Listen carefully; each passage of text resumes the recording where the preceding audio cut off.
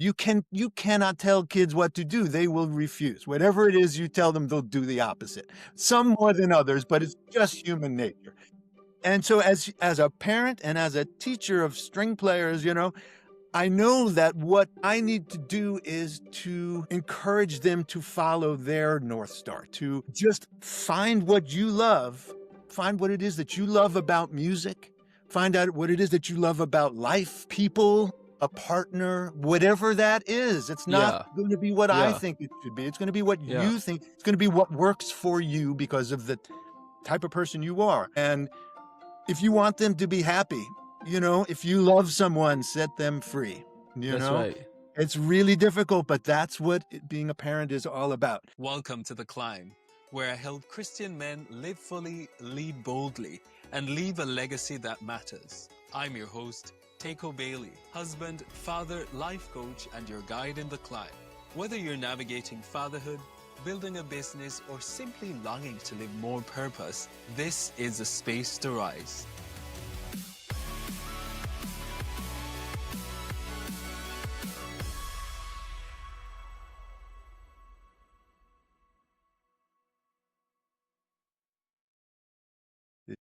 Well, Tracy, welcome to The Climb. It's a pleasure having you here. Thanks for having me, man. Good to be You're here. welcome. You've been around. You've been a pioneer, I guess, in many ways. As we talk about the violin and instruments, you've also at age 13, I think, you made your professional debut with, is it the Chicago Orchestra? Chicago Symphony. Yep. Chicago Symphony, absolutely. What was that like at age 13? Really. It was a lot. It was a lot.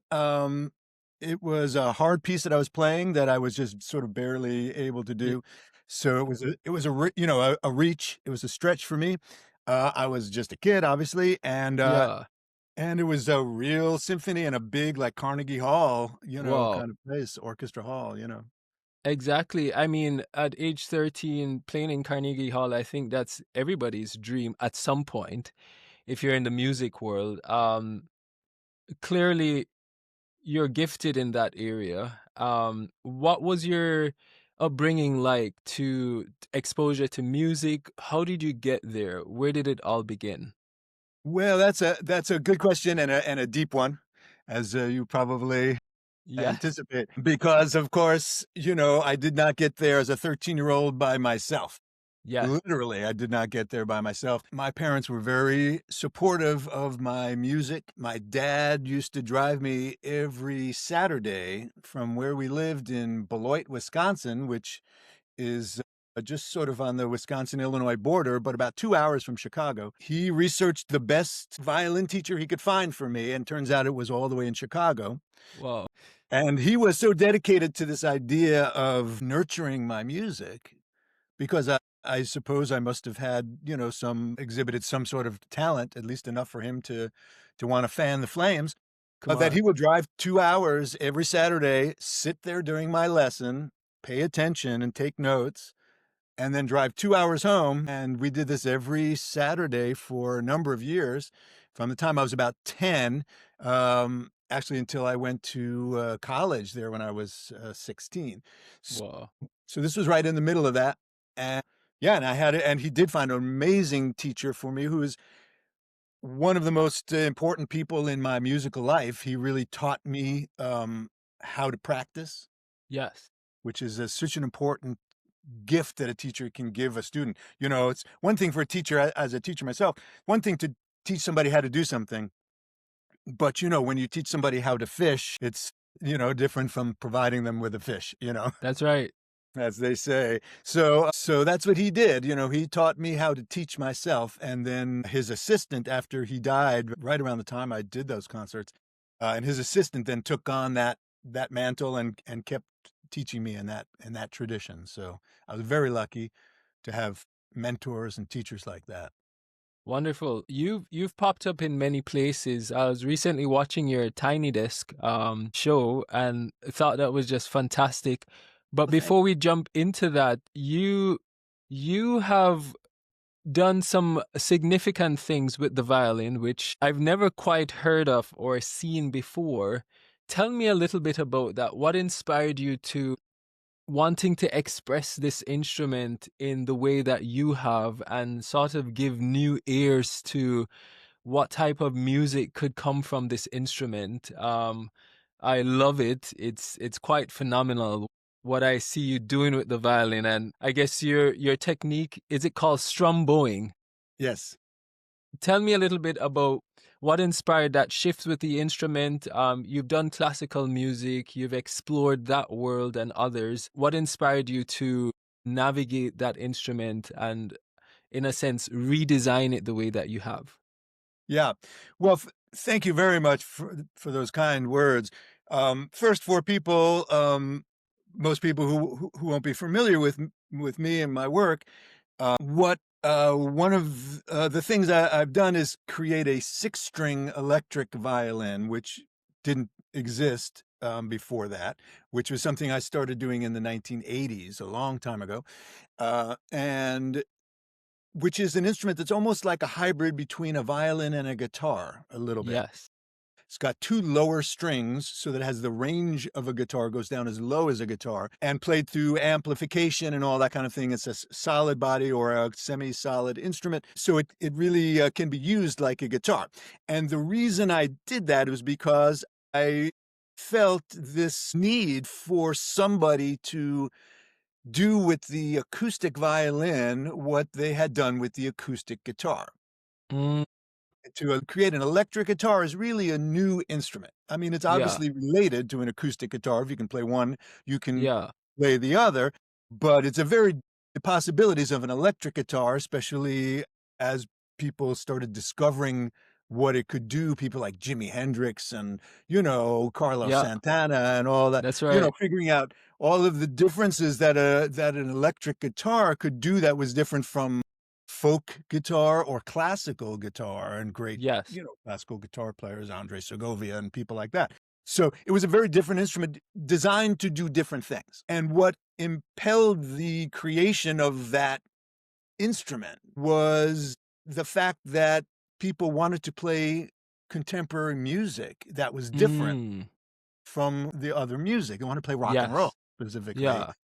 and jazz when it first started coming out, electric guitar. So for me, that's exactly what inspired me to electrify a violin, was that I wanted to play rock. I felt not only was it time for somebody to electrify a violin, but for people to play the violin in a more contemporary way. Yes. And this was something that was brought home to me when I was in high school, and I was a classical music nerd. I was that kid who, with curly hair and Yeah. glasses and a violin case in my hand. The perfect image. Oh, I was the nerd. And I used to just get teased to death in school.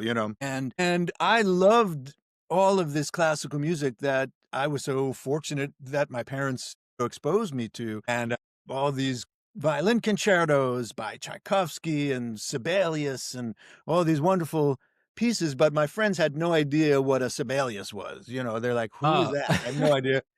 Can you play some Black Sabbath? Can you play Hendrix? Right? They wanted to hear the music they knew and that they loved and that they danced to and that they partied to and, Yeah. all of that kind of stuff. And I realized that the violinists of the past were not playing music that was hundreds of years old. They were playing Mm, very popular music. that's right. That's right. When Mozart was writing his pieces, they were the very popular style of the day. Same for Beethoven, Tchaikovsky, whatever. And I thought, Yeah. and it occurred to me one day, like if Tchaikovsky were alive right now, would he write a violin concerto or would he write an electric guitar concerto? So true. Right? So that's kind of what did it. I wanted to just to be cooler than than I was. I wanted my friends to think I was cool, and I wanted my friends to appreciate what I was playing and not think it was old-fashioned music that was Yeah. just my grandparents. So, and all of that, kind of over the years. At first, it started by, just wanting to be cooler. But then I realized that this is really important as a composer, somebody who's been writing music since I was really young, that this is what composers always do. They write music of their day and of their place. That's right. And that's their job. I like to think of composers as emotional journalists, you know? They write the story of how we feel, about how we approach our world. That's what all artists do, not just musicians. All artists, Absolutely. filmmakers, writers, playwrights, everybody who makes art is showing us the world the way, we see the world in our contemporary vision, which is different from the way it was 100 years ago. So I felt that it was my responsibility to take all that on, to take it seriously, to create instruments that were worth playing, and to commission composers to write pieces for this new instrument. Great Absolutely. composers like John Adams and Terry Riley and, Daniel Bernard Roumain, an amazing Haitian composer who just wrote a concerto for me that we're premiering in a couple of months. This has been a lifelong mission to have composers write for this new instrument in a contemporary voice that reflects the possibilities of our own culture. I love it. I think you're giving voice to people who maybe couldn't quite express it or create what you've created, and now it's opened the doors for just new people to venture into that direction, which is what the earlier composers did before their time. That wasn't happening. So I'm in agreement with you there, where if they were here today, what type of music would they be creating? And I love what you're doing. How has music shifted the playing field or the culture with you creating this kind of instrument, again emerging off the guitar and the violin? What are some new things people could expect from this new instrument? Or I think of cinematic music and just some of the things that could be created for that. Give us some insight into how we could explore, what things we could look forward to seeing, and then maybe let's segue into a little bit on how music impacts the world on a wider level. Yeah, big questions. Well, musically, like I said, I created, was inspired to create this electric 6-string violin because I felt the music that I wanted to play was different. As Yeah, much as I love the classical music that I was brought up on, and I went to the Juilliard school, I studied it very deeply, and I love it very much.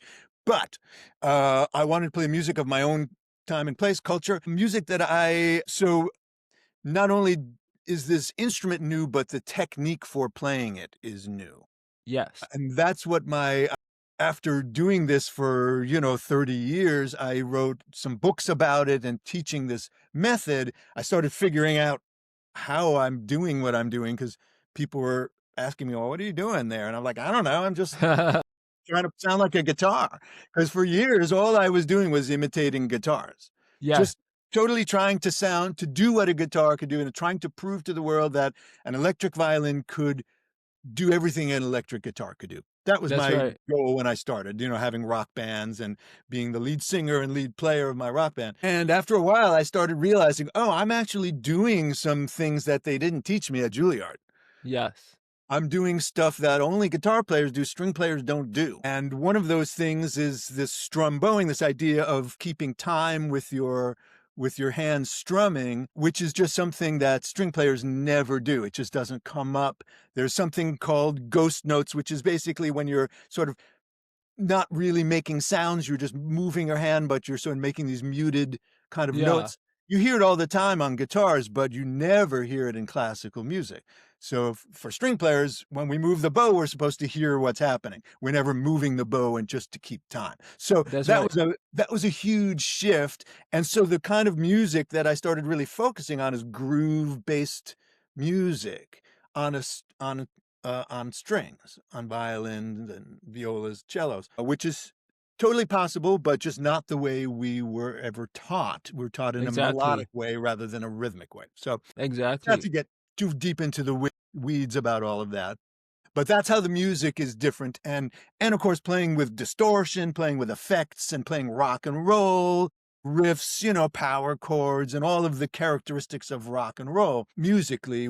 what that means rhythmically and Yeah. style-wise, and what it means to play funk as opposed to, rock. And, I mean, they're all have different characteristics, and trying to translate all of that onto violin became for years, it was what I was doing as a performer, as a writer, as a songwriter and player.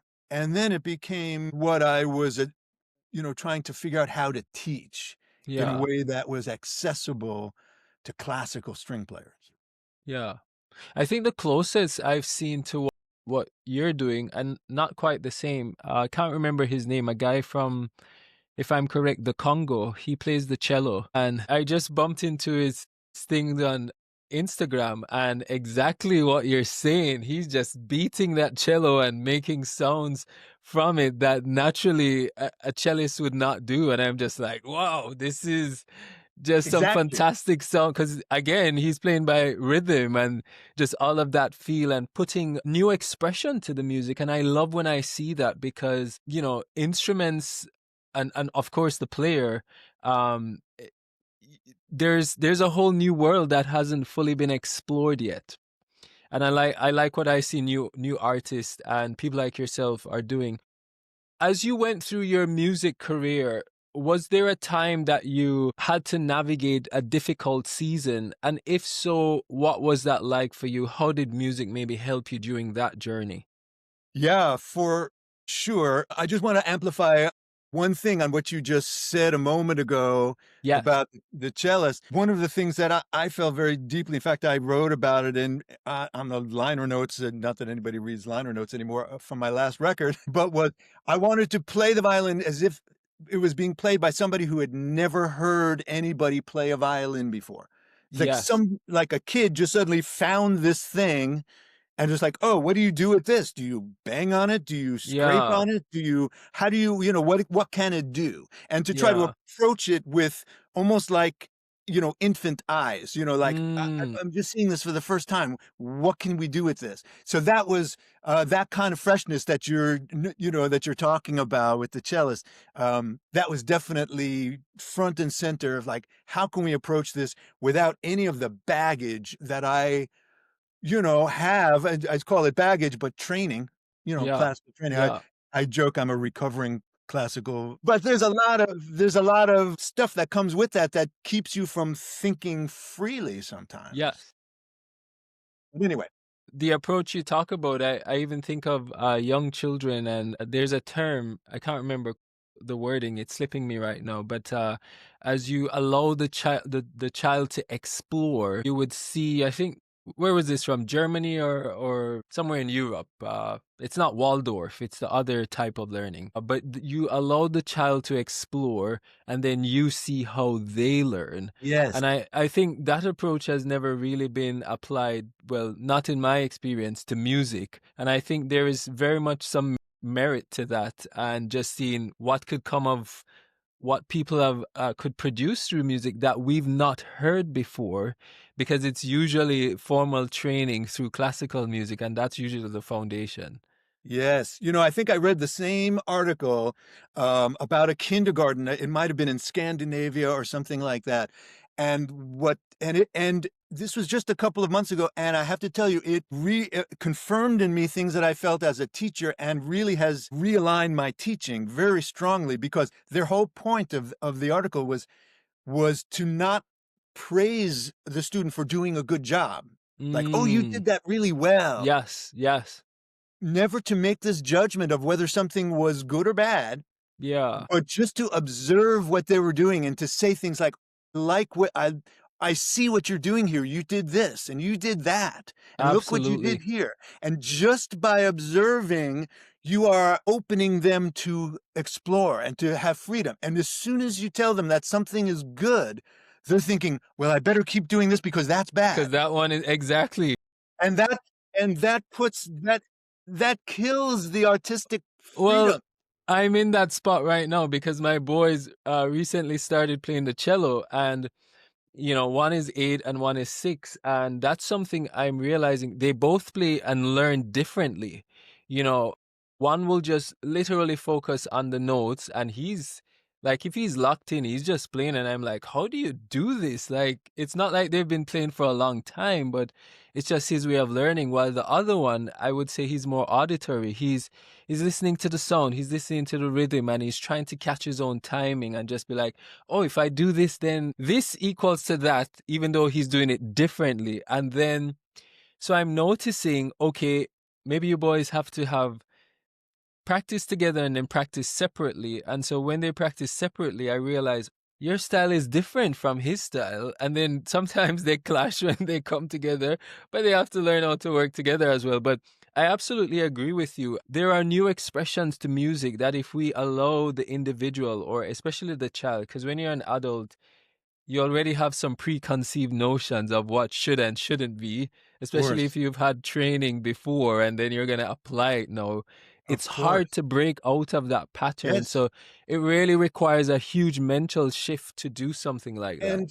And you know, teachers, as well-meaning as they almost always are, can actually do a lot of harm in Yes. telling and just giving these you know, and as parents, it's the same thing as we're teachers. You know, we want to instill our values, and we know Yes. what feels important to us, and yet it's so clear when you see in your own kids how different our styles of learning can be, how opposite they Absolutely. and how what frees one person can put another person in chains, and vice versa. And sometimes you think you're freeing somebody else, but you're confusing them, and that's putting them in So different true. kinds of chains. On a larger frame, when we think of not just the way kids learn, but how statesmen, politicians, and people of different cultures and different Yes. nationalities, different parts of the world, how we see the world differently, and we're so sure our way is the right way and the only way. And we think we're doing good. We think we're, let's say, bringing democracy to somebody. We think we're helping, or even though maybe we know we're not, whatever. Yeah. That's a whole other story. But even if it is totally altruistic and well-meaning, Yeah. we have to understand that different people have different ways of approaching life. And being a teacher, this makes it very complicated in some ways Yeah. and very simple in other ways, because all you have to do is respect the student. When it starts with respecting where they're at, respecting their creativity, respecting their intelligence, you can never really go wrong. That's the North Star. Well, that's deep. Just even saying that alone, it's deep, because first off, you have to be confident in yourself to know that your value isn't dependent on you telling them that it's wrong or right, because you want to impose what you know and how good you are, versus observing and saying, what can I learn from this person? How can I enter into this situation as a learner? And I think we learn so much more when we approach life from that perspective. Even with my boys, it's very hard. Like if I say, "Oh, you're playing that note wrong," all of a sudden he gets stuck on that note, and it just throws him off. So I have to restrain myself from saying, you want to say it, but you can't say it. And you have to find new ways of saying, do it more like this, or, give other responses to the situation, because otherwise you just throw them off out of this place of learning and exploring. And I love what you're doing. I think we need more teachers like you. And I think you guys are the teachers that, especially in our time, our children need more of, because our world is in a very interesting time of shifting and learning and so many things. But I'll jump into another segment where, if there was a challenging period that you've gone through, how did you navigate that? I would say, in particularly as a man, most of my audience are men, even though we have women listening as well. How did music help you navigate maybe that season? And if so, what was that like for you? Well, there are lots of difficult seasons, and, somebody who's as old as I am, Yes. lived through enough stuff. There were difficult non-musical seasons, raising 4 kids that had moments of, real difficulty, and at times life and death kind of difficulty Yeah. that really make you grow up as Yes. a father, and make you realize, like you're realizing, how differently your kids learn and how differently, your kids respond to direction, advice, Yes. things like that. So, yeah, so that, I think, probably served to make me a better person for sure, and probably a better teacher and more understanding of these different types. But in terms of professionally, in terms of my music, difficult times, being somebody who chose a very non-traditional path, Yes. had many inflection points of difficulty. Yes. Coming out of Juilliard, for instance, and my parents, who had spent so much dedicated time nurturing my classical music career, for me to graduate and then say, okay, I'm going to join a rock band and I'm going to start Yeah. making string electric violins to play rock and roll. And my Yeah. dad was like, you're what? Exactly. After how many years of, and thousands Yeah. of dollars. And so that was not an easy fork in the road to take, but I made a very hard decision to do that, and had a lot of difficult years with my parents because of that, Yeah. who were kind of old school, and not ready to really go with that. Yeah. But I felt it was important for me because of all the reasons I talked about, artistically, why I felt it was necessary for somebody to do this with the violin and for me to do this and blah, blah, blah. That was not an easy moment. So just to touch on that a little bit, because I have a few friends who find themselves in that situation where they've become a doctor, and it's really, in some ways to give the parent what they want. And your situation might have been a little bit different because your dad was investing and you showed signs of, capacity to do this. As a parent, it's hard to navigate that time. And even as a child, you want to please your parent, and then at the same time, you want to kind of go where your life is sort of leading you. Surely I had some brief moments of that where my dad owned a business and he wanted it to be more of a family business. It wasn't as heavy upon me because I had older siblings who kind of bared some of that burden. But in some ways, I did taste maybe some of the last bits of it. And especially if you're an older child compared to a younger child, you might not feel the weight as much. How could we help maybe that parent-child dynamic navigate some of that? Uh, If you have any wisdom to share in that regard. Well, it seems to me that the whole process of raising kids is one of where you're literally holding them close because they Yeah, can't walk. And little by little, you're letting them get further and further away from you. yeah, You're letting out the leash, so to speak, little by little, at first to keep them safe. And then when they start driving and things like this, you have to, you're yeah. just praying that Pray. they're going to have the sense to make good choices, and all of the difficulties that kids can get into in Yeah, their lives. There's so many dangers that we know as parents are there, and yet it's always, we are constantly on this, having to let out more and more yeah, line and let yeah, them free, and just let them finally swim away. Like you take them from the aquarium, this fish that you grew in an aquarium, and then yes, you set them free into a lake, yeah, and they get in the lake and they look back and they say, see that, and they see ya, swim away with all the other fish. And you just go, oh my God, please. yeah, And it's it's really hard to do, because the more yes, you love them, the harder it is to do that. yeah. So I think sometimes I find some parents, not all, but we want to live through our kids as well. And, you know, it's hard to do because you kind of have an idea of like what you want your kids to do. But when you think of letting go and releasing the leash bit by bit, I think it's important that we also process some of that in the journey, that, hey, what if what I think I want for this child is not really what this child wants? And so there, I think, really nobody gives us a handbook as parents.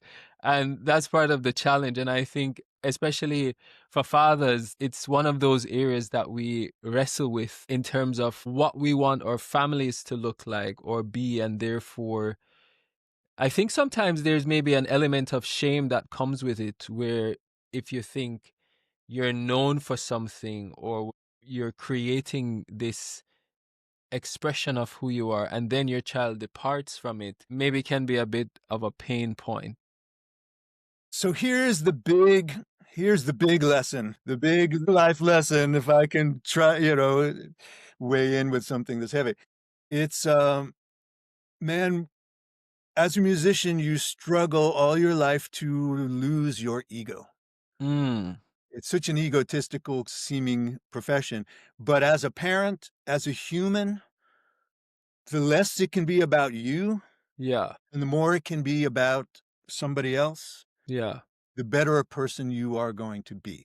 And for me, my North Star, again, to use that expression, my guiding principle yes, has always been that their happiness. What yeah, happiness is a very broad and almost meaningless word in a way, but what is going to fulfill them? What is going to make them the person who they ultimately feel they need to be? Just as I yeah, felt I needed to be somebody, they do too. And it's probably not who I want them to be necessarily, yeah. just because what are the odds? I mean, there's probably a lot of There's a overlap. slim chance. Right? And, hopefully if I've modeled my own life decently, there's going to be enough respect for me and enough overlap just in our values culturally that Yeah, they're going to and take with love what they feel like they've inherited from me rather than feeling like it's being pushed on them. Because yeah, you cannot tell kids what to do. They will refuse. Whatever it is you tell them, they'll do the opposite. yeah. Some more than others, but it's just human nature. It So is. we as a parent and as a teacher of string players, I know that what I need to do is to encourage them to follow their North Star, to just find what you love, find what it is that you love about music, find out what it is that you love about life, people, a partner, whatever that is. It's not Yeah, going to be what I yeah, think it should be. It's going to be what yeah, you think. It's going to be what works for you because of the type of person you are. And if you want them to be happy, if you love someone, set them free, you that's know? right. It's really difficult, but that's what being a parent is all about. Because I was listening to another interview that you did on this podcast with somebody, and he was saying, raising my kids, I want them to make their own mistakes because Yes, they're not going to learn from my mistakes, and they're not going to be proud of overcoming my mistakes. They're going to be proud of overcoming their mistakes. They're going to have to make some. so true. Hopefully, it's not going to be life or death mistakes, Yeah, and they rarely are, But we all make our mistakes. We all have regrets, and we all learn from them, and that's what makes us grow. That's what makes us wiser. Makes us absolutely. better parents, better teachers, and if we don't let kids do that, we're we're doing really bad parenting. We're not letting them grow up, Yeah. and that's I kind of the worst thing we can do as a parent. I would even add to that, create a safe space for them to where if they go out and fail or mess up, they know they can come back to a safe Yes, space yes. versus feeling like, "Oh, I made a mess and not even my parents don't want to see me." Because I think that's the fear that most kids have, where you have to release the leash for them to explore and experience life. But if they do make mistakes that have negative impact on them, they know there's a safe place to come back to. Yes.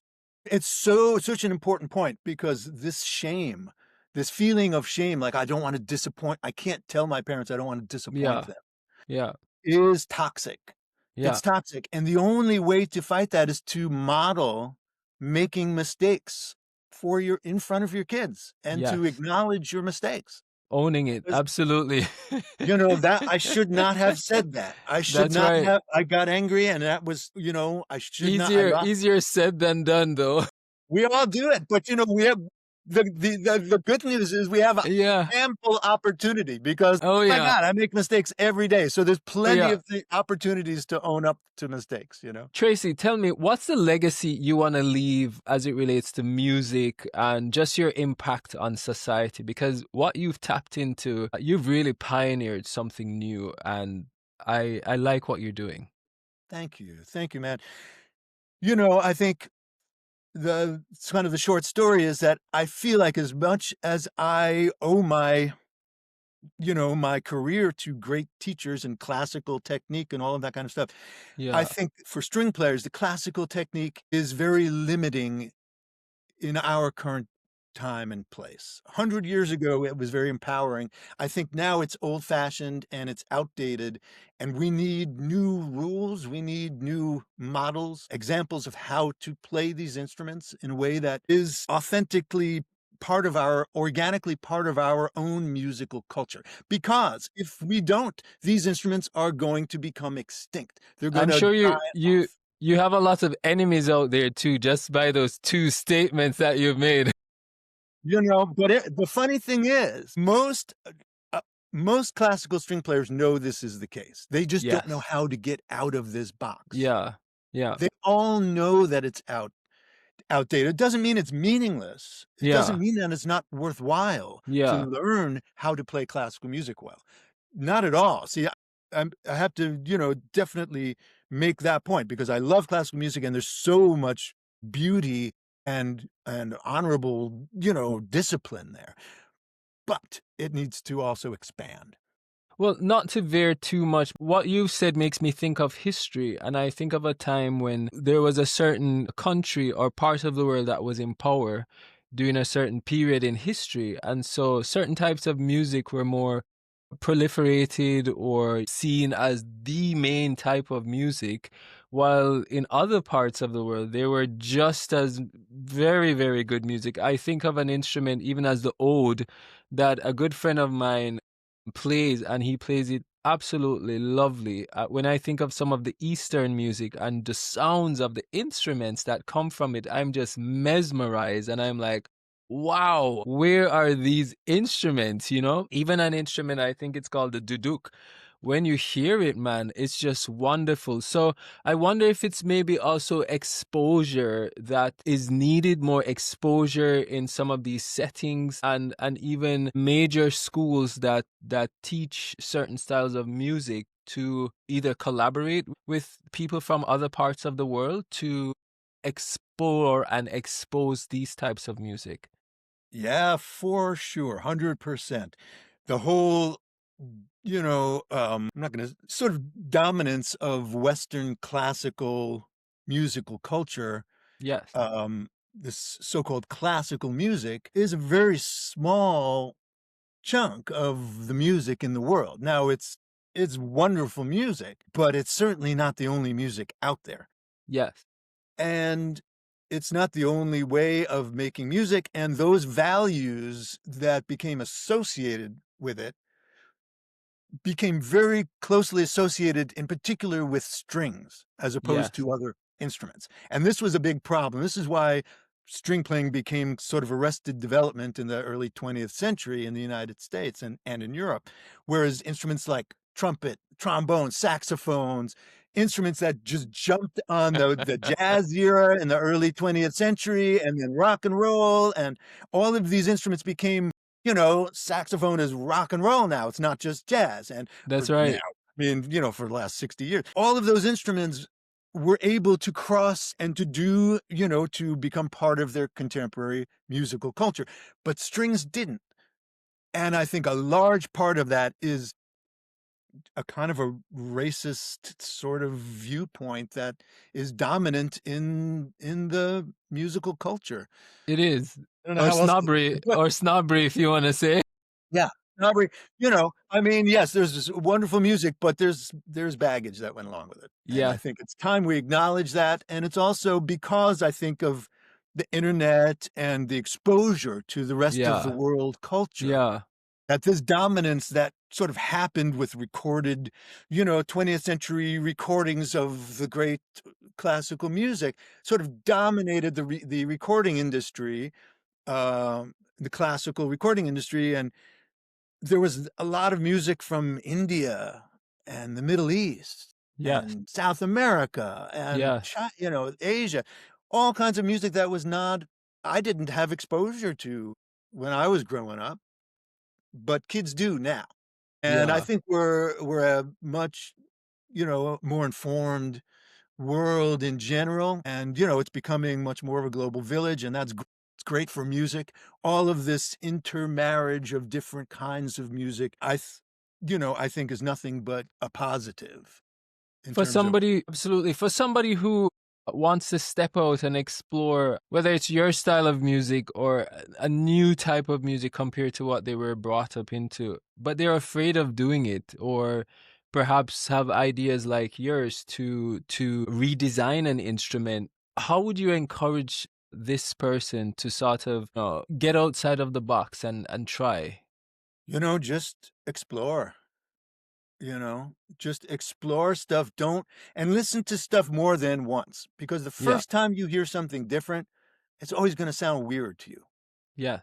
It's just human nature. It's going to sound different. And because our human, brain is designed in a sort of a tribal kind of way, Yes. we hold those who look like us a little closer to us, those who sound like us. And Yeah. that's human nature. And I don't think there's anything wrong with that, because that's what community is and family is. But we also have to fight against the idea that if somebody looks different, that means that they are bad. Yeah. Yeah. Yeah. You know, it's just we are simply not as accustomed to them as we are to what we were brought up with. That's Exactly. fine. That's human nature. That's fine. But we can rise above that. We are smarter than that. That's right. In other words, widen your circle. Yeah. Yes, Listen to things. Keep your ears open, keep your mind open, and listen to things more than once or twice. That's really important. what would you like people to take away as they leave from this conversation? Tell us more about some of the programs you offer and how people can find you. Thank you for that. And before I do, I just want to say we have a I have a motto that I say to high school kids when I do programs for high school and college kids. I say, we're better musicians when we know and love lots of different kinds of music, just Wow, as we're better people when that's we right. know and love many different kinds of people. That's right. And so those two go hand in hand. You can't be a better musician without also being a better human being, I think, That's right. because it involves being open, loving a lot of things, new things. So, in terms of where you can find my stuff, I have from my Strum-bowing method. I've written in a book called The Strum-bowing Method: How to Groove on Strings, and a follow-up to that called The Rhythm String Player: Strum-bowing in Action. And I've got etude books that go with them. I have an online academy called the Strum-bowing Groove Academy, strumbowinggrooveacademy.com. It's a long URL, but it works. And that's where you can find over 100 video lessons and courses and books, all the books and all that kind of stuff. And if you're a string player and this sounds interesting to you, I encourage you to keep your mind open, whether it's to my program or to any one of dozens of other wonderful programs that are designed for uh, string players, contemporary string players who are interested in improvisation, jazz, rock, all these things. I'm not the only person out there talking about this stuff. There are lots of really good teachers, and I'll name them right here. Casey Dreesen, Christian Howes, Mike Block, wonderful schools like Berkeley School of Music, Miami Frost School of Music. They're just wonderful places to go to learn this stuff. Any of them will do you good. So Absolutely. Well, this is Such a rich conversation, Tracy. I'm really grateful that you were able to join us today and kind of share a bit of what you're doing. You've definitely started a movement, and I can see more people exploring this style of music, and hopefully it will just be the next instrument in a music class or in the stores that you can easily find. So That's hoping the that dream. in the coming years, I can just walk in a store and see this instrument there, and people can explore it more easily. Any collaborations coming up or anything like that for the coming year? Oh, well, I'm premiering this new concerto called America to Us by Aha! Daniel Bernard Roumain. Wow! He goes by DBR, Yeah, Daniel Bernard Roumain, wonderful Haitian American composer. The premiere is with the Oakland Symphony in February, and then we're playing it in Wheeling, West Virginia in May, and also premiering it at Carnegie Hall in October of next year. So with the American Composer Orchestra. So that's a big collaboration I'm looking forward to. lovely. A good friend of mine, I would love to introduce you to. He's a cellist. He's also Haitian American, really good. Barry is his name. Yeah, just I'm always thinking of who needs to know who. Yeah. So I'll try to make a connection between you guys. That'd be awesome, Thank man. And Teko, I want to say, man, thank you for this podcast. I've been listening to the episodes, thank learning you. so much from the people, your guests, and it's just I think it's so important right now. There's especially in the, in the culture that's really talking about being a father, being what it means to be a good man in this Yes. world, in a Yes. world that is conflicted with the manosphere, which is Yes. you know, an unfortunate thing. Um, and what you're doing is such a wonderful counterbalance to that. So keep doing this good, important work, man. I appreciate it. And, it's guys like you who bring wisdom to the show that gives other men insight and exposure to things that they would not know how to navigate unless they hear these conversations. And so that's the space I want to create, where men have a place where they can listen in and like, okay, this guy went through it. Okay, it might not be the exact way that they navigated, but at least they can from different experiences and see how to navigate a season, because most of the times we just don't have the tools. Nobody taught us, and our dads don't always have the tools that they might have some of it, but they don't have all of it. None of us have. So that's my hope and that's my aim. And if I can impact one guy, then I've made a difference. Yeah, man. Here's to that. And here's to raising a couple of great kids, man. I know. Thank you.